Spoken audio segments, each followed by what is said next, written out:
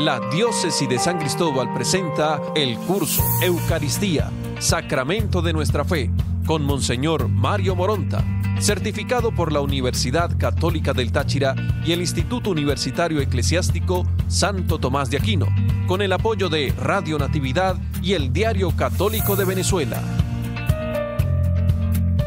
Un saludo especialmente cariñoso para todos ustedes en el nombre de Dios, con la intercesión de la Virgen María, nuestra Madre. En la última sesión dedicamos todo el tiempo a hablar de la segunda parte esencial, ciertamente, de la Eucaristía, que es la mesa de la palabra. No olvidemos que en el fondo son dos partes flanqueadas por una introducción y una conclusión. Y la primera es la mesa de la palabra o liturgia de la palabra y mesa de la Eucaristía o liturgia de la Eucaristía. Vamos a ver hoy la mesa de la Eucaristía, que no está separada de la mesa de la palabra, como ya lo indicamos. Ambas están unidas e interrelacionadas. La una y la otra forman parte integral y esencial de la misma celebración. No se debe decir que la mesa de la palabra prepara la de la Eucaristía, ni que ésta complementa aquella, porque hay que ver la celebración como un todo, si bien puede estar distribuida en las partes que ya hemos mencionado. Pero la palabra se hace Eucaristía y ésta se hace palabra. Hay un elemento que lo manifiesta de manera muy especial y es el hecho de ser memoria, lo que estamos celebrando. Memoria de la palabra y memoria del evento pascual que se hace presente en la Eucaristía. Allí se hace presente, por eso hacemos memoria del Dios de la palabra, que es el mismo que ofrece su cuerpo y su sangre, el mismo que realiza el evento pascual. Por eso siempre hay que ver que ambas se requieren mutuamente. No sería válida una celebración eucarística si se prescindieran de alguna de las dos mesas. Quedarse solo con la palabra y simular la Eucaristía con plegaria sin consagración no es correcto. Recuérdese que eso se dio con las mal llamadas misas secas de la Edad Media. Tampoco se tendría Eucaristía si no hay mesa de la palabra. No es necesario tener en cuenta que las dos constituyen el eje de la vida cristiana y eclesial. En el caso, por ejemplo, de aquellas celebraciones donde no hay sacerdote, que ya están previstas, y un ministro o un diácono que dirige la celebración de la palabra y después distribuye la Eucaristía, la comunión, en cierto modo hay una vinculación entre los dos, pero no se puede separar incluso la palabra de Dios que se proclama ese domingo en una celebración sin sacerdote, con la Eucaristía que se ha celebrado y que dio como fruto las hostias consagradas que se van a compartir en la mesa también eucarística en esa comunidad que no tiene la gracia de tener en ese momento un sacerdote que le presida la Eucaristía. En la mesa de la Eucaristía se tiene la consecuencia de la mesa de la palabra. Dios, que se hizo presente con su verdad reveladora, se mantiene presente con su ofrenda al Padre, que recuerda el cumplimiento de la voluntad del Padre Dios. Así como la memoria de la palabra recuerda a Cristo que enseña, que guía, que se encarna para la salvación, la mesa de la Eucaristía recuerda al mismo Cristo. Se hace memoria viva del mismo Cristo, de esa palabra encarnada que se hace presente ahora en el cuerpo y en la sangre del Señor. La mesa de la Eucaristía nos permite entonces ver en continuidad con la de la palabra el misterio del Cordero Pascual, inmolado y convertido en alimento eucarístico para todos. Por eso no es correcto decir la mesa de la palabra prepara la mesa de la Eucaristía, porque las dos son la misma mesa. En la última cena, Cristo instituyó el sacrificio y el banquete de la Pascua. Por estos misterios, el sacrificio de la cruz se hace continuamente presente en la Iglesia. Cuando el sacerdote, representando a Cristo el Señor, realiza lo mismo que el Señor Jesús hizo y encomendó a sus discípulos que hicieran en memoria de Él. Cristo, pues, tomó el pan y el cáliz, dio gracias, partió el pan y se lo dio a sus discípulos diciendo: tomad, comed, bebed, esto es mi cuerpo, este es mi cáliz de mi sangre, haced esto en conmemoración mía. Lo dice el número 72 de la introducción general del misal romano. Teniendo en cuenta esto, pasemos ahora a ver lo que encontramos en la mesa de la Eucaristía. Rito propiamente sacramental de tipo eucarístico. Es ahí donde nosotros vemos cómo la palabra se hace sacramento eucarístico. Y encontraremos un movimiento particular en esta parte esencial de la celebración eucarística. El tomar el pan, la acción de gracias, la fracción del pan y la distribución para la comunión. La mesa de la palabra, así como la mesa de la Eucaristía, tienen una estructura. La mesa de la palabra vimos las 3 lecturas, vimos la homilía, vimos también la profesión de fe y la oración de los fieles. Bien, lo primero que encontramos nosotros en el primer momento de la mesa de la Eucaristía, generalmente lo conocemos como el ofertorio, aunque se prefiere ahora denominar preparación de las ofrendas. Ustedes van a encontrar en muchos textos que no se habla del ofertorio, sino de preparación de las ofrendas. Y ha tenido una evolución desde los orígenes hasta hoy, desde la expresión más sencilla hasta un desarrollo prolongado y más solemne que encontramos. Desde los inicios se llevaba siempre y presentaban al presidente de la asamblea los dones del pan y del vino. Poco a poco se le fue dando el sentido de simbolizar los dones de los fieles y su ofrecimiento espiritual a Dios junto con la oblación de Cristo. Hasta fines del siglo VIII se tenía una sola oración sobre las ofrendas, que poco a poco se fue diciendo en secreto, por lo que se denominó la oración secreta.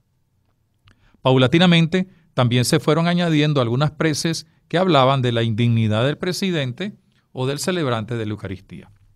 Con la llegada de la instrucción general del misal romano y del misal del Papa Pablo VI, se fueron dando algunos retoques tanto al rito como a las oraciones. Se simplificaron los ritos, se eliminaron aquellos que eran superfluos o que no tenían tanta importancia, se eliminaron algunas de las oraciones del sacerdote y se retocó su contenido teológico. Nos conseguimos entonces en el momento del ofertorio de la presentación de ofrendas con los siguientes elementos. Primero, se le dio esa nueva denominación que aparece ya en el número 49 de la instrucción general del misal romano, de manera que no es un invento de sacerdotes o de pastoralistas, sino que es una propuesta ya del magisterio de la Iglesia. Esto tiene que ver con el verdadero sentido de la ofrenda, que se da luego de la consagración cuando la víctima es ofrecida al Padre. Se presentan las ofrendas del pan y el vino que se van a convertir en el cuerpo y la sangre de Cristo y que van a ser ofrecidas a Dios Padre en el momento de la plegaria eucarística. En segundo lugar, se invita a llevar en procesión, sencilla o solemne, las ofrendas al altar, aunque pueden estar preparadas con anticipación en la credencia. Tercero, se mantiene el gesto simbólico de mezclar un poco de agua al vino del cáliz con una breve orientación que así simboliza nuestra incorporación y nuestra comunión con Cristo. Así como el agua y el vino se unen, así nosotros entramos en comunión con Cristo. Cuarto, se mantiene el gesto de lavarse las manos, que expresa el deseo de purificación interior, que también se ve como un acto de humildad, generalmente más referido al presidente, al sacerdote, pero también es un acto de humildad, de purificación que se pide a la asamblea. ¿Por qué lo hace el sacerdote? Eso tiene un origen, y es que antes también cuando se recibían las ofrendas, pues en ese momento se lavaban las manos porque a veces pues era el momento, dijéramos, de comenzar la mesa de la palabra con una actitud de más pureza, más limpieza, pero también para significar que el sacerdote presta sus manos al Padre para pedir la venida del Espíritu Santo sobre las ofrendas y la asamblea con las que va a tocar el cuerpo y la sangre de Cristo. En quinto lugar, quinto elemento, sigue teniendo sentido el que durante el momento de la preparación de las ofrendas, los fieles aporten con la colecta para los pobres o para la iglesia. De esto hablaremos a su debido momento. Al presentar cada una de las ofrendas, se le acompaña con sendas oraciones. También el rito del ofertorio se termina con la oración sobre las ofrendas, que recoge el sentido espiritual del rito y adelanta el destino de nuestra ofrenda en la misma Eucaristía. Una palabrita sobre algo que ya mencionamos hace algunas sesiones atrás y que parece que creó un poco de escozor en algunas personas, que es sobre la procesión y presentación de ofrendas y la colecta. Al comenzar esta parte de la mesa de la palabra, se preparan los dones que van a ser ofrecidos y que se convertirán en el cuerpo y la sangre del Señor. Leo el número 73 de la Instrucción General del Misal Romano. Enseguida se traen las ofrendas, el pan y el vino, que es laudable que sean presentados por los fieles. Cuando las ofrendas son traídas por los fieles, el sacerdote o el diácono las reciben en un lugar apropiado y son ellos quienes las llevan al altar. Aunque los fieles ya no traigan de los suyos el pan y el vino destinados para la liturgia, como se hacía antiguamente, sin embargo, el rito de presentarlos conserva su fuerza y su sentido espiritual. También pueden recibirse dinero u otros dones para los pobres o para la iglesia, traídos por los fieles o recolectados en la iglesia, los cuales se colocarán en el sitio apropiado fuera de la mesa eucarística. Hay la costumbre de ponerlo generalmente al pie del altar. Ya lo hemos indicado con anterioridad. Hay costumbre en muchas comunidades de llevar ofrendas. Todo lo que se ofrece debe ser para quedarse en la asamblea, sea porque será compartido con los pobres, con las comunidades o instituciones necesitadas, por ejemplo, un hospital, un ancianato, un orfanato, ayuda también para la misma iglesia, flores para el ornato del altar, etc. Tampoco debe ser una procesión de numerosos fieles llevando los dones que se compartirán. No es correcto, lo repito, no es correcto lo que no se va a donar para compartir con los demás se lleve. Por ejemplo, la Biblia, que yo tengo una Biblia muy bonita y vamos a llevarla en procesión. Hay un momento para la procesión de la palabra de Dios. El rosario, no se ofrece el rosario. Tampoco se ofrenda la familia, porque si se va a quedar, regalan una familia para la iglesia. No puede ser. Tampoco banderas o estandartes. Si hay una fiesta de una institución, quizás al inicio, en la procesión de entrada, podría llevarse no como ofrenda, sino como acompañante, la bandera que se puede poner en algún sitio a los pies del presbiterio. Tampoco se deben hacer municiones para cada ofrenda. A veces hay unas municiones que son más largas que la misma Eucaristía. Una sencilla al inicio y es suficiente. Ofrecemos ahora el pan y el vino y junto con ello pues algunas otras ofrendas que se van a compartir con los más pobres o van a ser para el servicio de la iglesia, digo yo. Tampoco se debe aplaudir a la medida que se vayan llevando los dones ofrendados. La procesión de ofrenda da también el sentido de la participación de toda la asamblea, porque en el hecho de ofrecer lo que viene del producto, porque es el hecho de que lo que se ofrece viene del producto del esfuerzo y del trabajo de todos. A la vez, nos recuerda que cada uno de los participantes es ofrenda viva, que con la acción del Espíritu se entrega al Padre en la Eucaristía y en todo tiempo de la existencia cristiana. Esto ayudará también a entender la prolongación de la Eucaristía en la vida cristiana. Tanto la procesión de ofrendas como su preparación y ofertorio pueden ser acompañados con un cántico adaptado para el momento. Ya hablaremos de los cánticos, pero no deben ser cánticos que no tengan nada que ver con el ofertorio. Tengan mucho cuidado porque a veces hay cantos que podrían dar la impresión de que tienen que ver con el ofertorio. En este momento aquí en Venezuela quiero recordar que en la misa de aguinaldo se deben cantar aguinaldos, ciertamente, pero hay un aguinaldo que dice preparen la mesa, como que es para otra cosa, pero entonces la ponen como si fuera un canto de ofertorio y eso no es correcto. Una palabra sobre la colecta, es decir, lo que se recoge. Después de la oración universal y antes de la presentación de los dones, debe hacerse una pausa en el ritmo de la misa. Sentados todos, se organiza la colecta que debe ser efectuada rápidamente, multiplicando las canastas y el número de participantes. Y estas canastas son traídas al altar junto con el pan y el vino que depositan al pie del mismo. Hay una costumbre que no es buena, y es que terminado la oración, o mientras se está haciendo la procesión de ofrenda, o después sale los responsables de hacer la colecta con sus canastas recorriendo toda la iglesia. Debería hacerse un momento que puede estar acompañado de oración en silencio o de algún canto para recoger la colecta. Ojo, la colecta es para el culto divino, para el sostenimiento de la iglesia o para el sostenimiento, la ayuda de los más pobres y más necesitados. Hay en algunas partes, hemos podido ver una mala costumbre, que es un uso incorrecto, es un error litúrgico, que todavía están en la consagración y a veces hasta en la comunión están recogiendo la colecta. Eso no debe ser. Es preferible esperar un poquito y llevarlo en la procesión de ofrenda. La gente no se pone bravo por eso.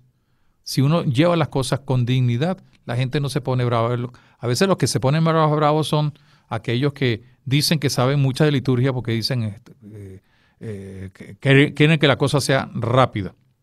El ofertorio. El sacerdote coloca sobre el altar el pan y el vino, acompañándolos con las fórmulas establecidas.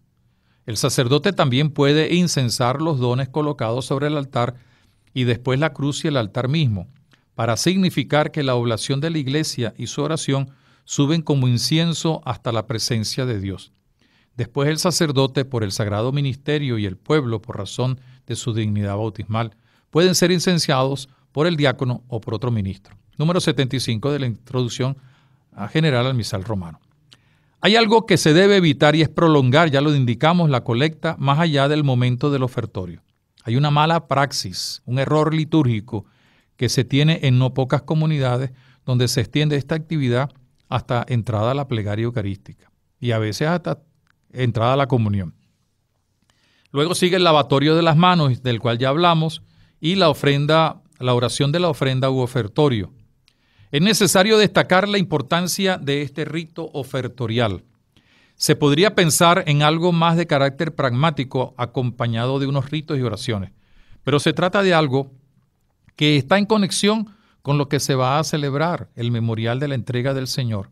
Por eso, cuando se hace una ofrenda, tiene que ver con lo que significa la Eucaristía, el compartir incluso con los más necesitados. Por eso se puede llevar alimentos, se puede llevar una colecta o algún efecto que se vaya a servir para atender a los más pobres o que vaya a servir para el ministerio de toda la iglesia. Se ofrece como preparación para lo que luego se va a ofrecer, valga la redundancia, al Padre, es decir, el cuerpo y la sangre del Señor. Por eso mismo, este momento de las ofrendas también tiene que ayudar a los participantes en la celebración a tener la debida preparación y conciencia de lo que seguirá a continuación. Un buen monitor al inicio del ofertorio, en vez de echar el cuento de que se van a ofrecer no sé cuánto que viene de esto, viene aquello, diga, este es un momento en el que al ofrecer el pan, el vino y las otras ofrendas, recordamos que somos ofrendas vivas, porque esa es una de las finalidades también de la Eucaristía, recordar que somos ofrendas vivas que nos ofrecemos a Dios Padre. Terminado el rito del ofertorio, viene la plegaria eucarística. La plegaria eucarística amerita un estudio más detenido. Valdría la pena solo hacer un curso sobre las plegarias eucarísticas, porque cada plegaria tiene, además de un camino histórico, toda una teología enriquecedora que sintetiza en el fondo todo lo que hemos planteado en los diversos núcleos temáticos estudiados anteriormente. Ahora nos detendremos más directamente en el momento central de la mesa de la Eucaristía, como lo es precisamente la plegaria eucarística. Y lo primero que hay que subrayar es la centralidad de la plegaria eucarística, que no puede estar separada de la centralidad de la palabra. Aunque el misal afirme que es centro y culmen de toda la celebración, todavía, lamentablemente, todavía, lo vuelvo a repetir, lamentablemente no es apreciada ni seguida como tendría que ser. Incluso a veces hay sacerdotes, y hay que ayudarles a ellos que corrijan este defecto, que la dicen rapidísimo, como si fuera una oración que hay que decir porque nos extendimos mucho en la liturgia de la palabra y hay que terminar en 1 hora la misa. No. También la consagración es un momento destacado, pero la plegaria en su conjunto muchas veces no. A veces le prestamos más atención solo a las palabras de la consagración y no a toda la plegaria. Pero es que las palabras de la constitución, de la consagración, la institución de la Eucaristía, forma parte de un todo que es la plegaria eucarística. Si yo digo las palabras de la consagración sin toda la plegaria eucarística, pues no tienen un efecto sacramental. Aunque mucha gente no lo piense así. Pero es que es la plegaria eucarística, lo que solemos llamar anáfora o el canon, es una oración que debe recitarse desde el principio hasta el final, siempre en vinculación con la mesa de la palabra, y en ella están las palabras centrales, ciertamente, de la institución de la Eucaristía, pero que forma parte de un todo, como lo estamos viendo. En esta misma línea hay que evitar lo siguiente: prestarle solo y exclusivo interés e importancia a las palabras de la consagración y olvidar el resto de la plegaria, como si se tratara de palabras que se pueden decir sacramentalmente sin el todo de la plegaria. Esto podría devenir en una actitud cuasi mágica. Toda la plegaria eucarística es esencial y central. Y muchas veces encontramos gente que en el momento de la consagración se arrodilla y hace genuflexiones y levanta las manos y hace de todo. Pero después el resto andan hablando o viendo el celular o mandando mensajes de texto. No, es toda la Eucaristía, toda la plegaria la que hay que prestarle atención. En los ritos del Oriente Católico encontramos riquezas de anáforas o plegarias eucarísticas. Roma fijó bien temprano la anáfora en una sola, llamada el canon romano, y lo hizo exclusivo hasta la reforma litúrgica del Concilio Vaticano II. A partir de la Edad Media se introdujeron algunos elementos que perduraron en el tiempo y algunos de ellos persisten aún hoy en día. ¿Cuáles son esos elementos que se introdujeron y que no hay que repetir? Bueno, se recitaron en voz baja o casi en secreto. Ya hablamos un poco de ello. Esto generó la mentalidad de ir a escuchar u oír misa o de decir misa. A partir del siglo XIII, comenzando por Francia, se empezó a realizar la elevación del pan después de las palabras de la institución. Más adelante se comenzó a hacer lo mismo con el cáliz. Se iba acentuando la adoración y el culto a la presencia real de Cristo, sobre todo por la casi imposibilidad de poder comulgar frecuentemente que tenían los fieles. Y por eso se generó una costumbre que era casi más importante ver la elevación que comulgar. Porque como no se comulgaba sino una vez por Pascua Florida, como decía la norma, pues entonces si yo veía la hostia ya estaba suficientemente, ya había cumplido pues, con la oración eucarística. La progresiva lejanía también de la comprensión y de la participación de los fieles, sobre todo porque, bueno, se celebraba la Eucaristía en latín, no tenía yo cómo conocer el latín o cómo seguir la misa en latín, y entonces pues asistía, y por eso se introdujeron algunas costumbres como las mencionábamos en la sesión anterior o en una de las sesiones anteriores de rezar el rosario a lo largo de la celebración de la misa. La llegada del nuevo misal romano, el misal romano de la Iglesia Católica del rito romano de Pablo VI, introdujo algunos cambios fundamentales en cuanto al contenido y al modo de decir la plegaria eucarística. El nuevo misal de Pablo VI, que no es un misal herético como pretenden algunos, queriendo imponer solamente como válido el misal de San Pío V, abrió las posibilidades de incorporar nuevas plegarias eucarísticas con un fuerte contenido teológico litúrgico y con una apertura a la participación y al conocimiento por parte de la asamblea litúrgica. Uno de los problemas existentes, lamentablemente, es que muchos ministros y responsables de la liturgia no conocen las riquezas del nuevo misal y con ellas las de las plegarias eucarísticas. Es lamentable que ni siquiera se conozcan las rúbricas más sencillas de orientación para su proclamación y su conocimiento. Conocer la profundidad doctrinal y litúrgica de las plegarias nos conducen a una celebración mucho más digna y enriquecedora, tanto en lo espiritual como en lo pastoral. El desconocimiento deviene en el peligro de la rutina. Voy a poner un ejemplo. Ustedes, los laicos, todos tenemos la obligación y el derecho de pedirle al presbítero que preside la Eucaristía que el domingo haga mención del domingo. Pero muchos sacerdotes creo que ni siquiera han leído esa rúbrica que abre esa posibilidad.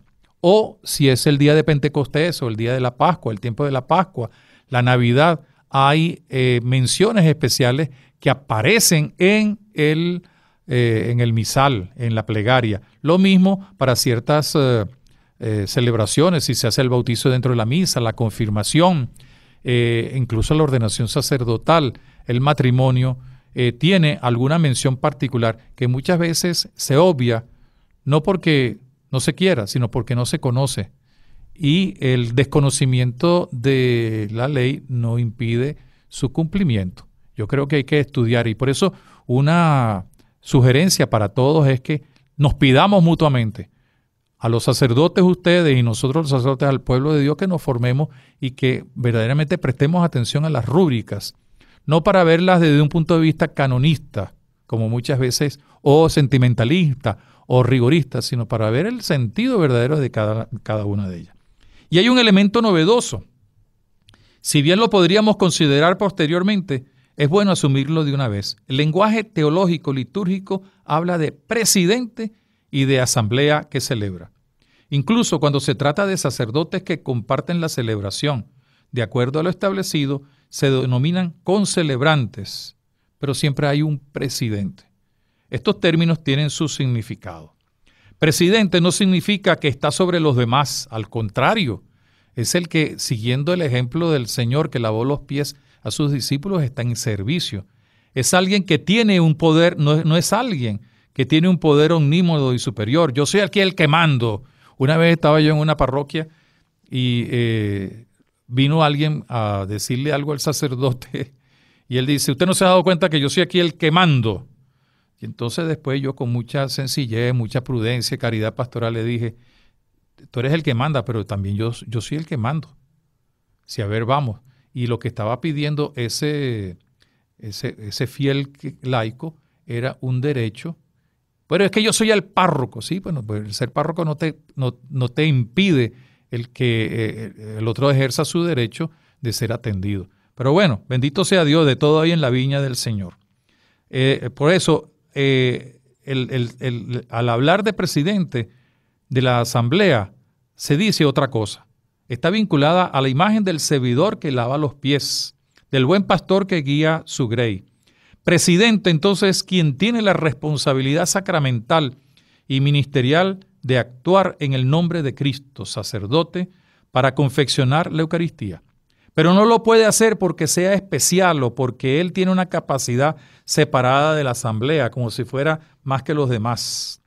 Hay una necesaria y vinculante comunión y conexión con la asamblea, con la iglesia, incluso en el caso de celebrarla en privado. Él, el presidente, forma parte de la asamblea litúrgica de la sinaxis, a la cual le presta su servicio de presidencia. Esa presidencia significa que guía a la asamblea, que promueve su participación, que promueve también, valga la redundancia, y organiza los diversos ministerios, oficios y funciones. En este sentido, la plegaria eucarística sí es eminentemente presidencial, es solo del presidente y de los concelebrantes. La proclama la plegaria eucarística para la comunidad y en nombre de la comunidad, lo dice el número 54 de la Instrucción General del Misal Romano, y el que en la celebración está haciendo las veces de Cristo, es decir, el presidente hace las veces de Cristo, ha sido ordenado y ha sido configurado con Cristo cabeza y pastor, y ha sido designado por el obispo como presidente de cada celebración. Ya hemos hablado en otro momento sobre la asamblea. El presidente de la misma es un servidor, no es el dueño de la asamblea. Decir que la plegaria es presidencial no quiere decir que la plegaria es del presidente de toda la comunidad y todos deben poder participar en ella y celebrarla. No, la comunidad participa en la plegaria, primero escuchándola con atención y haciendo propias las actitudes que esta plegaria expresa. Una de las formas de participación son las aclamaciones y respuesta que debe dar. Por ejemplo, cuando después de la palabra de la institución, el presbítero, el presidente dice, este es el misterio de nuestra fe, nosotros respondemos, pero respondemos también de acuerdo, ya eso lo indicamos y lo indicaremos, no con un canto bonito, tierno, que hace llorar, sino con el anuncio de la pasión, muerte y resurrección del Señor. En lo posible, sobre todo en las celebraciones dominicales y solemnidades, estas aclamaciones se deberían cantar, lo mismo las respuestas.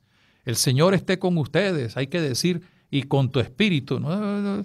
A veces uno encuentra unas asambleas un poco desabridas, porque también el presidente es desabrido. El Señor esté con ustedes, con tu espíritu. No, el Señor esté con ustedes, con tu espíritu. Ya hablamos en la sesión, en una de las sesiones anteriores, en la anterior a la segunda sesión, sobre el significado de esa respuesta con tu espíritu. Es con toda la fuerza de la comunidad. Así se enfatiza también en la alegría de la comunidad que celebra y acepta lo que el presidente realiza en su nombre. Los principales elementos de que consta la plegaria eucarística pueden distinguirse de esta manera. Quiero recordarles que este material está en la página web www.diócesis de San Cristóbal online, porque lo que voy a leer, a lo mejor hay gente que repite, pero si lo tienen escrito también lo pueden encontrar allí, porque creo que es importante fijarnos rápidamente en los principales elementos que consta la plegaria eucarística. Primero, es una acción de gracias, que se expresa especialmente en el prefacio, en la cual el sacerdote, en nombre de todo el pueblo santo, glorifica a Dios Padre y le da gracias por toda la obra de la salvación o por algún aspecto particular de ella, de acuerdo con la índole del día, de la fiesta o del tiempo litúrgico. Entonces, lo primero que nos vamos a encontrar es esa oración de acción de gracias. Verdaderamente eres grande, verdaderamente es justo y necesario darte gracias, alabarte. Cada prefacio tiene su estilo o su manera, pero es una acción de gracias que nos introduce en la gran acción de gracias. Eucaristía significa acción de gracias, precisamente, de la plegaria eucarística. Luego, la aclamación después del prefacio. ¿Cuál es esa aclamación? El santo, con la cual toda la asamblea, uniéndose a los coros celestiales, canta el santo. Esta aclamación, que es parte de la misma plegaria eucarística, es proclamada por todo el pueblo juntamente con el sacerdote.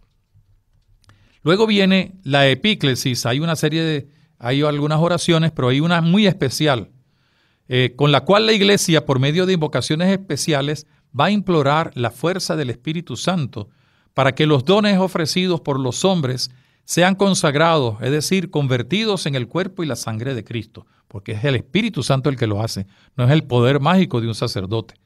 Para que la víctima inmaculada que se va a recibir en la comunión sirva para la salvación de quienes van a participar en ella.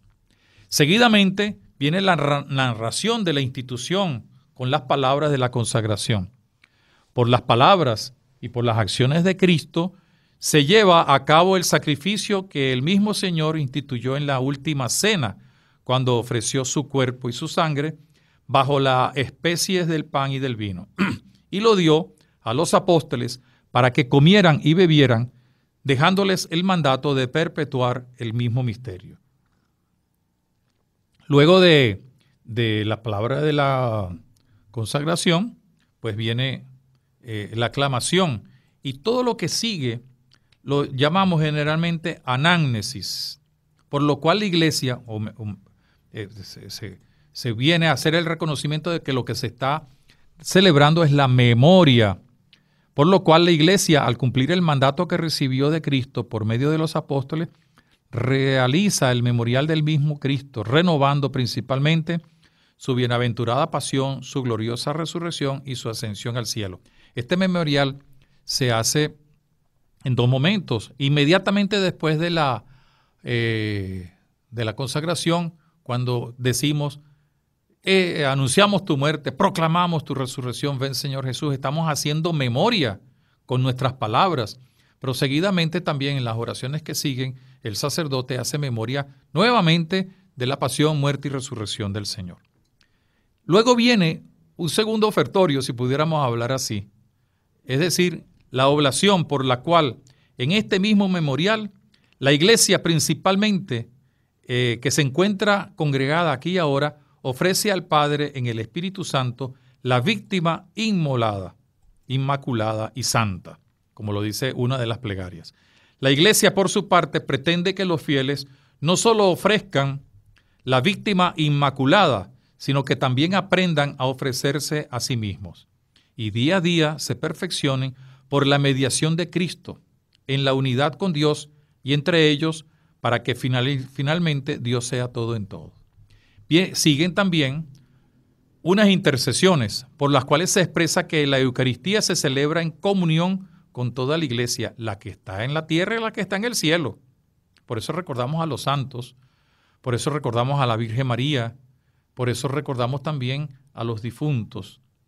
Y la oblación se ofrece también por ella misma, por la Iglesia que está aquí, y por todos sus miembros, vivos y difuntos, llamados a participar de la redención y de la salvación adquiridas por el cuerpo y la sangre de Cristo. Y termina la plegaria eucarística con un elemento fundamentalmente necesario y al cual muchas veces ni siquiera se le presta atención, que es la doxología final, por la cual se expresa la glorificación de Dios, que es afirmada y concluida con la aclamación, es decir, el amén del pueblo. Todo esto que he leído lo encuentran ustedes porque ha sido lectura fiel del texto del número 79 de la Instrucción General del Misal Romano. Ya hemos visto algunos elementos presentes en la plegaria, pero quisiera destacar algunos de ellos. El sentido del prefacio, ya lo dijimos, es una oración presidencial con la que se introduce la plegaria eucarística y ya se abre el espacio para tener no la sensación, sino la actitud de acción de gracias. De acuerdo con ella, según los tiempos, se alaba al Señor, se hace memoria de la salvación y se introduce la acción de gracias. Termina con una aclamación con la cual la asamblea responde a la proclamación o prefacio, que es el Sanctus, y con lo cual también ya nos ponemos en actitud de entrar en la acción de gracias. Durante el rezo del prefacio, escuchen bien esto porque es muy importante, durante el rezo del prefacio todos deben permanecer de pie y actitud de atención y oración.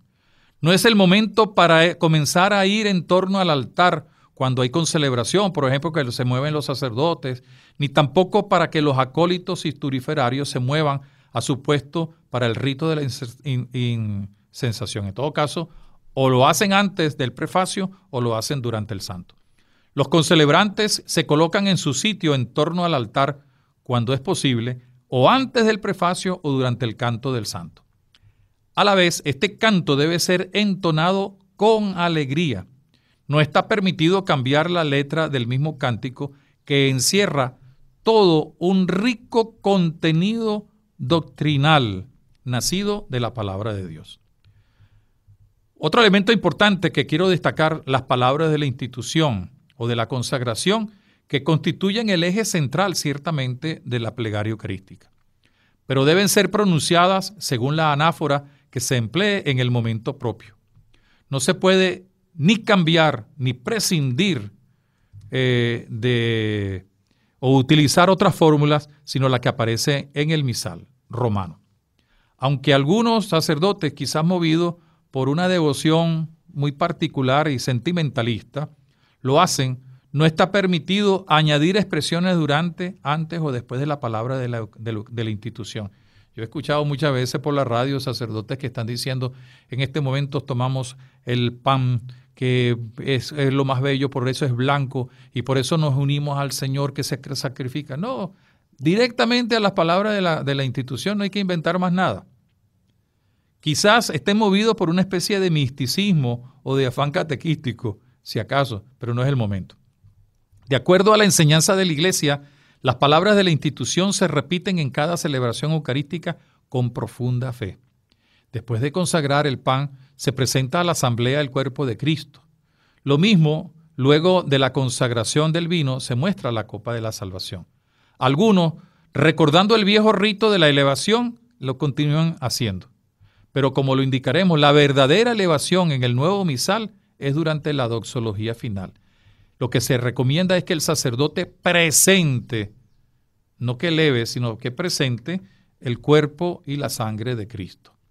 Existe una aclamación, que ya la vimos, que es de fe eucarística, que recuerda nuestra participación en el memorial, y es una manera de participar. El misal nuevo presenta varias fórmulas de aclamación, pero no se debe entonar ningún cántico que, aunque pueda ser eucarístico, no tiene que ver con la celebración del momento.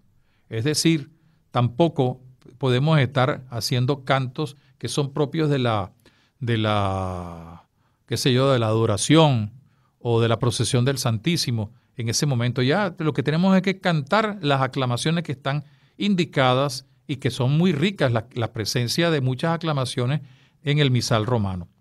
Puede ser muy eucarístico. Tampoco se debe cantar un canto bonito, hermoso, dirigido a los ángeles o a la Virgen. No, anunciamos tu muerte. Cada vez que comemos de este pan, bebemos de este cáliz, anunciamos tu muerte. Por tu cruz nos has salvado, Señor. En fin, hay quienes entonan cantos de alabanza y adoración e incluso elevando sus brazos y como si eso se tratara de una asamblea de otro tipo. Más bien movidos por un afán de protagonismo o por ignorancia. No se requiere cantos bonitos ni llenos de sentimentalismo para después de la consagración. Y perdonen que lo diga esto, pero es que es una cosa que tenemos que compartir. Tenemos también otra cosa que quisiéramos destacar, la doble epíclesis, sobre la cual hablaremos también seguidamente en uno de los capítulos que tendremos. Es la oración de invocación del Espíritu Santo para que transforme el pan y el vino en el cuerpo y la sangre del Señor, y así se pueda ofrecer la oblación eucarística al Padre Dios. Por eso hay una segunda invocación al Espíritu Santo sobre la asamblea, para que sea de verdad misterio de unidad y comunión. Así se puede disfrutar de los efectos de la memoria del Señor que se celebra.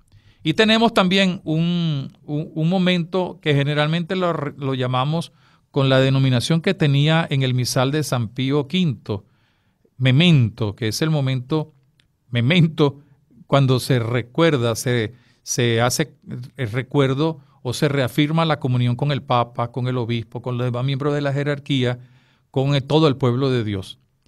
Llama la atención, si ustedes se fijan, que se pide por ellos con quienes se está en comunión. Pedimos por la Iglesia con el Papa, con los obispos, con todo el pueblo de Dios.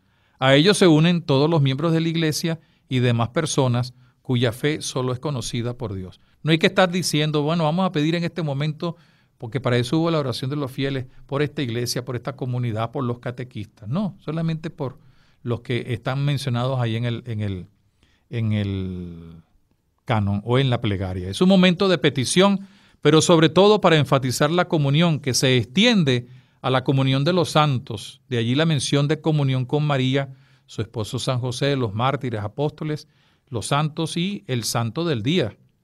Es también el momento para recordar y pedir por los difuntos. No hay que inventar nuevas oraciones o traer oraciones tradicionales de otro tipo para este momento.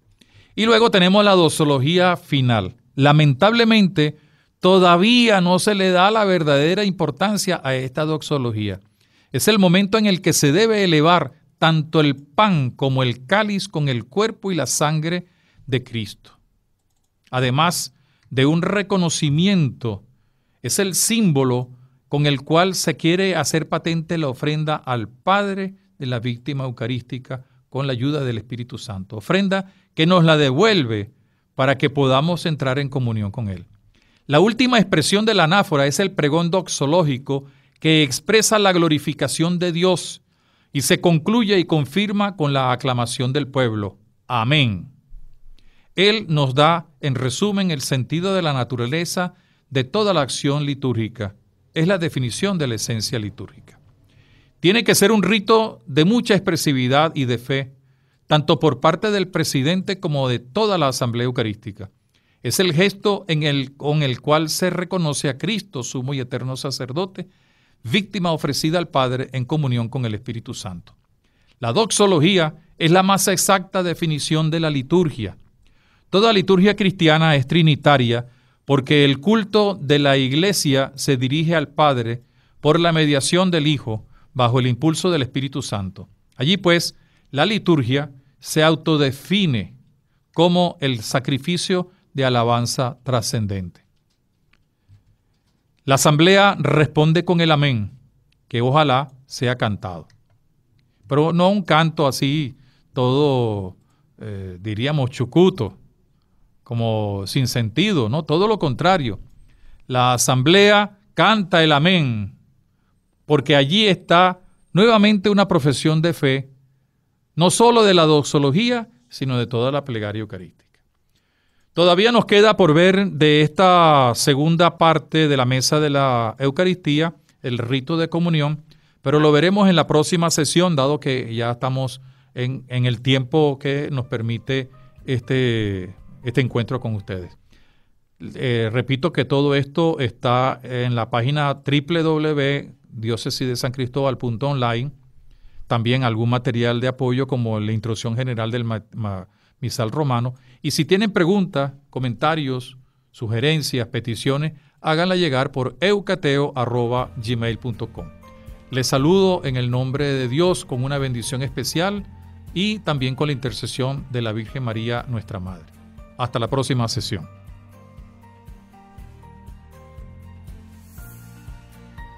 Esta emisora presentó el curso La Eucaristía, Sacramento de nuestra Fe. El material de apoyo a disposición en www.diocesidesancristobal.online.